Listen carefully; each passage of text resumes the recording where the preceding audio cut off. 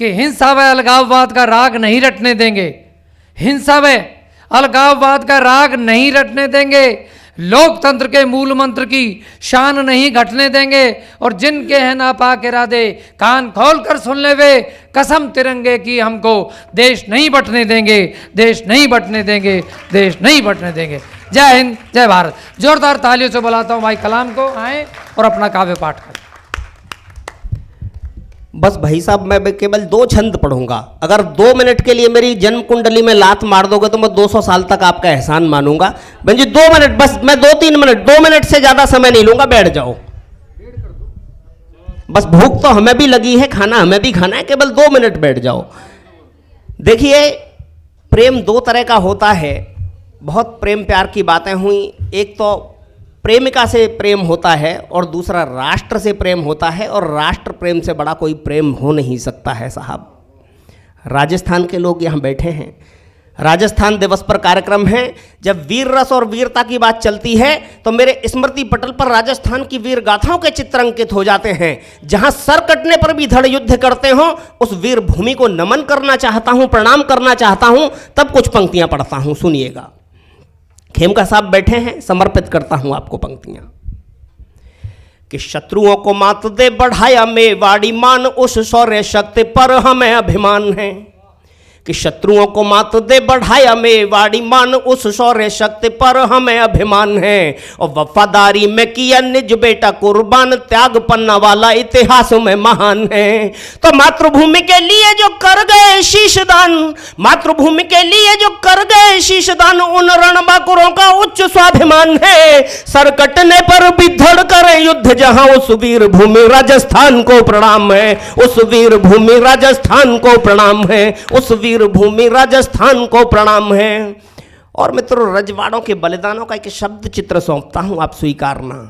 क्या है राजस्थान बताना चाहता हूं नरेड़ा साहब। तब कहना चाहता हूं कि चूड़ा को निशानी है तो शीश काट भेज दिया, उस रजपूती हाड़ी रानी को नमन है। इतिहास बताने की मुझे आवश्यकता नहीं, आपने बचपन से पढ़ा है।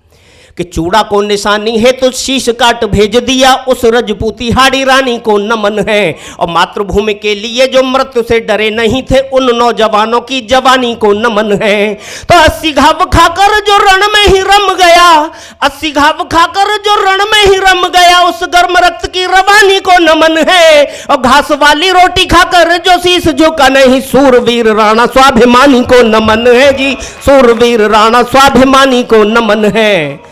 महाराणा प्रताप के यहाँ वंशज बैठे हैं साहब। राजस्थानी शौर्य पराक्रम और आन बान शान की बात करना चाहता हूँ। क्या है राजस्थान, तब कहना चाहता हूँ कि स्वाभिमान के हितार्थ जौहर जो कर गई, उन माता बहनों की चिताओं को नमन है। कि स्वाभिमान के हितार्थ जौहर जो कर गई, उन माता बहनों की चिताओं को नमन है। और माटी के मान हेतु वीर गति पा गए, जो वीर बलिदानी योद्धाओं को नमन है। तो रणबांकुरों के रक्त से जो लाल हो गई थी, रणबांकुरों के रक्त से जो लाल हो गई थी, हल्दी घाटी वाली उन शिलाओं को नमन है। वीरों ने लहू से जहां लिखा वंदे मातरम, अरावली वाली उन शिखाओं को नमन है जी, अरावली वाली उन शिखाओं को नमन है, अरावली वाली उन शिखाओं को नमन है। और एक छंद और पढ़ना चाहता हूं साहब। राजस्थानी आन बान और उस स्वाभिमान की बात करना चाहता हूं, जिन्होंने उस मिट्टी के रक्षार्थ अपना सर्वस्व न्यौछावर कर दिया। खंडेलवाल साहब, समर्पित करता हूं आपको पंक्तियां, सुनिएगा। क्या है राजस्थान। कि रानी पद्मा, बहनों को समर्पित करता हूं, कि रानी पद्मावती की लाज को बचाने वाले गोरा और बादल सेनानी याद कीजिए। कि रानी पद्मावती की लाज को बचाने वाले गोरा और बादल सेनानी याद कीजिए। मान प्राण देकर बचाया राजस्थान का वो स्वाभिमानी कर्मवती रानी याद कीजिए। तो रणबांकुरों ने शत्रुओं को जो पिला दिया था, रणबांकुरों ने शत्रुओं को जो पिला दिया था, हल्दी घाटी वाला वह पानी याद कीजिए। मेवाड़ी आन बान शान को बचाने वाले बलिदानी बेटों की जवानी याद कीजिए जी, बलिदानी बेटों की जवानी याद कीजिए, बलिदानी बेटों की जवानी याद कीजिए। और सुनना चाहते हो या हम और अच्छा तो फिर मैं बंदी कर देता हूँ। कलाम जी को रोक करके अब 2 लाइन मैं कहता हूँ। हाँ, मैं नरेड़ा साहब को अब देता हूँ। कहने के लिए बोल रहे थे, मैं कह रहा हूँ। हाँ सर, हाँ बोलिए सर। एक बहुत पहले कविता लिखी थी, उसका एक अंतरा सुनाता हूँ। कब कंप्लीट हो गया आपका कंप्लीट? तालियां बजाइए, फ्लोर चढ़ाइए, तालियां। देखिए मैं 2-4 मुक्तक और पढ़ देता हूँ, वो अभी खंडेलवाल साहब सुनना चाहते हैं। देखिए, इस मुल्क की एक बहुत बड़ी पहचान है। अभी हम नव संवत्सर मनाया, नवरात्र के उपवास चल रहे हैं। जब इस मुल्क में हमारे हिंदू भाई नवरात्र के पवित्र उपवास रखते हैं, मुस्लिम भाई रमज़ान के पवित्र रोजे रखते हैं, हम ईद, होली, दिवाली सारे पर्व साथ साथ मिलकर मनाते हैं, ऐसी एकता और अखंडता की मिसाल भारत के अलावा पूरे विश्व में कहीं देखने को नहीं मिलती है। तब मैं पंक्तियां पढ़ना चाहता हूं कि दौर नफरतों का धीरे धीरे हो रहा खत्म, रस खान वाला मजहब सिखलाएंगे। कि दौर नफरतों का धीरे धीरे हो रहा खत्म, रस खान वाला मजहब सिखलाएंगे। और तेरे घर उपवास, मेरे घर रमजान, दोनों मिल गीता और कुरान दोहराएंगे। तो होली और ईद भी मनाएंगे हम साथ साथ, होली और ईद भी मनाएंगे हम साथ साथ, गले मिल सारे गिले शिकवे भुलाएंगे। मजहब बैर रखना नहीं सिखाता कभी, एक साथ मिल वंदे मातरम गाएंगे, एक साथ मिल वंदे मातरम गाएंगे, एक साथ मिल वंदे। हाँ लाला जी, लेकिन इस मुल्क की सबसे बड़ी समस्या है, इस मुल्क को बहुत सारे लोग भारत माता की जय और वंदे मातरम के आधार पर बांट देना चाहते हैं। अभी पिछले दिनों दिल्ली में घटना घटी, बहुत सारे शिक्षा के मंदिर से आवाजें आई, भारत तेरे टुकड़े होंगे इंशाअल्लाह इंशाअल्लाह, घर घर से अफजल निकलेगा। तब कलाम भारती को पीड़ा होती है साहब। तब कुछ मुक्तक पढ़ना चाहता हूं कि इस मुल्क को नफरत के नारों से न तोलिए, इस मुल्क को नफरत के नारों से न तोलिए, जंजीर मजहबी में जकड़े उसको खोलिए। गंगा और जमुनी सभ्यता का प्यारा हिंद देश, गंगा और जमुनी सभ्यता का प्यारा हिंद देश, हिंदुस्तान के बासी सब जय हिंद बोलिए, हिंदुस्तान के बासी सब जय हिंद बोलिए। और मित्रों, कहना चाहता हूं, यदि बनना चाहते हो तो डॉक्टर एपीजे अब्दुल कलाम बनो, वीर अब्दुल हमीद बनो, अशफाकुल्ला खान बनो।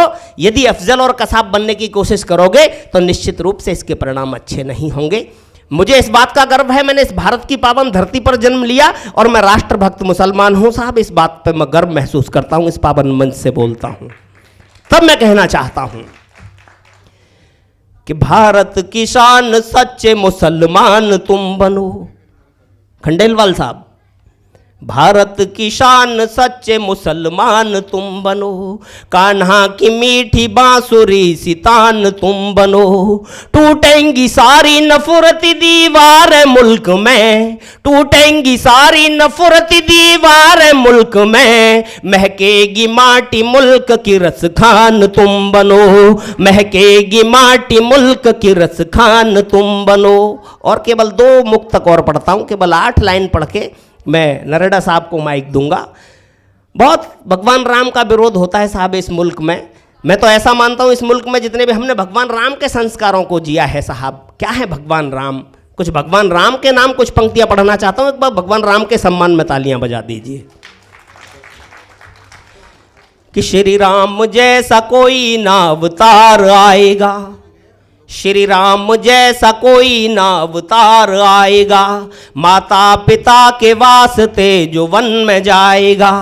श्री राम के चरित्र को जीवन में ढालिए, श्री राम के चरित्र को जीवन में ढालिए। संभव है फिर भारत में राम राज आएगा, संभव है फिर भारत में राम राज आएगा, संभव है फिर भारत में राम।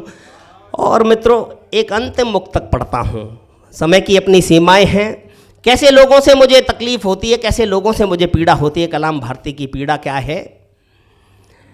तब कुछ पंक्तियां पढ़ना चाहता हूँ कि शहीदान हिंद जैसे वफादार नहीं हैं। बहुत सारी पुलवामा की बातें हुई साहब। तब कहना चाहता हूँ कि शहीदान हिंद जैसे वफादार नहीं है, मुल्क पे जान दे दें वो किरदार नहीं है। शहीदान हिंद जैसे वफादार नहीं है, मुल्क पे जान दे दें वो किरदार नहीं है।